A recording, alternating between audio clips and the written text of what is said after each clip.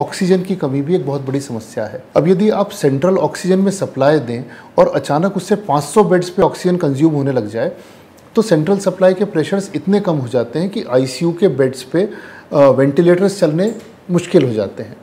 तो वेंटिलेटर्स को बराबर ऑक्सीजन सप्लाई मिलती रहे इसलिए हमने वार्ड्स में ऑक्सीजन प्रोवाइड करने का एक दूसरा सिस्टम डेवलप किया।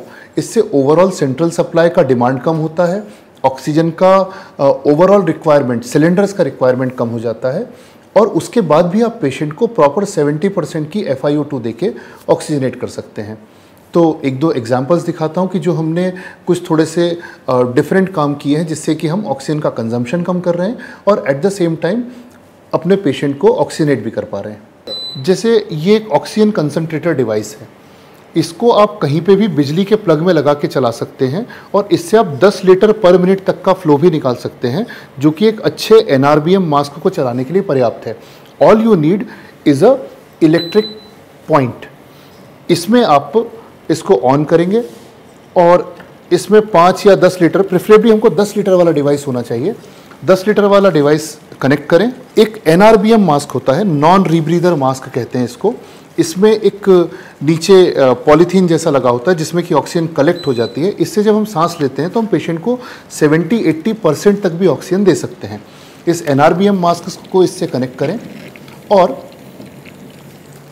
इससे जब हम पेशेंट को ऑक्सीजन देंगे तो हम उसको लगभग 70-80% की ऑक्सीजन दे सकते हैं। ये हम वार्ड में कर सकते हैं, ये हम किसी टेम्परेरी हॉस्पिटल में कर सकते हैं, किसी भी ऐसी जगह कर सकते हैं जहाँ पर कि ऑक्सीजन की पाइपलाइन अवेलेबल नहीं है और उसके बावजूद भी हम पेशेंट को प्रॉपरली ऑक्सीजनेट कर सकते हैं। तो ये oxygen concentrator with NRBM mask एक सिस्टम है जो कि अच्छा काम करता है। एक और चीज़ मैं आपको दिखाता हूँ, ये एक और डिवाइस है जिसे हम CPAP मास्क कहते हैं। कोविड में पेशेंट को 2 समस्याएं होती हैं, एक तो ऑक्सीजन की कमी और एक वर्क ऑफ ब्रीदिंग का बढ़ जाना।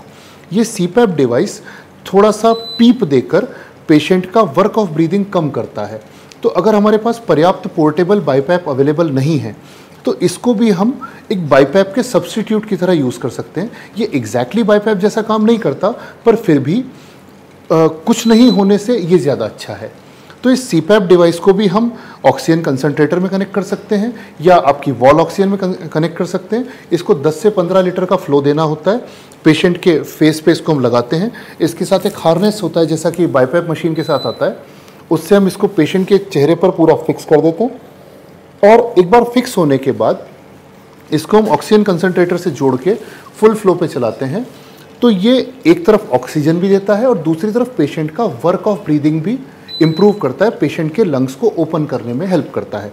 तो ये CPAP मास्क भी एक डिवाइस है जिसको कि हम छोटी जगहों पर या ऐसी जगहों पर जहाँ बहुत सारे बाईपैप अवेलेबल नहीं है या बहुत एडवांस फैसिलिटीज़ अवेलेबल नहीं है वहाँ पर यूज़ कर सकते हैं। अगर हमारे पास वार्ड में या इवन किसी भी जगह पर एक सिंगल ऑक्सीजन की पाइपलाइन अवेलेबल है और हमारा पेशेंट डिसैचुरेटेड है, हम उसको ICU में शिफ्ट नहीं कर सकते, ICU में बेड नहीं है, तो यहाँ पर भी पेशेंट को अच्छे से ऑक्सीजनेट करने के लिए कुछ चीज़ें की जा सकती हैं। जैसे ये सिंगल ऑक्सीजन का पोर्ट है, इसकी जगह हम एक Y कनेक्टर का पोर्ट लगा सकते हैं। जैसे ये एक Y कनेक्टर का पोर्ट है, इसको हम यहाँ फिक्स कर सकते हैं।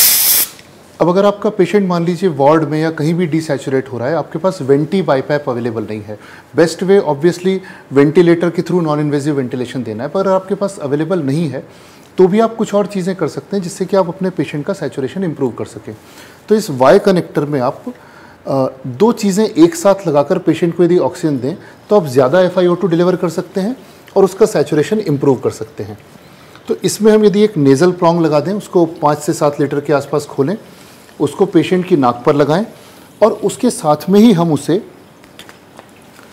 एक और NRBM मास्क लगा दें और उसको पेशेंट के फेस पर लगा दें। तो ये दोनों चीज़ों का कॉम्बिनेशन पेशेंट को ऑलमोस्ट 90-100% का FiO2 दे पाता है और आपके पेशेंट का सैचुरेशन उससे हम इम्प्रूव कर सकते हैं। एक और इसमें हम काम कर सकते हैं कि एक तरफ तो हम नेज़ल कैन्युला से ऑक्सीजन दे रहे हों और दूसरी तरफ हम ये CPAP मास्क लगा दें। तो नेज़ल कैन्युला पेशेंट की नोज़ पे लगा के फिर ऊपर से हम CPAP मास्क टाइट कर दें तो एक तरफ हम उसको ज़्यादा ऑक्सीजन दे सकते हैं, दूसरी तरफ उसका वर्क ऑफ ब्रीदिंग कम कर सकते हैं, उसका पीप बढ़ा के उसके एल्वियोलाइज को ओपन कर सकते हैं।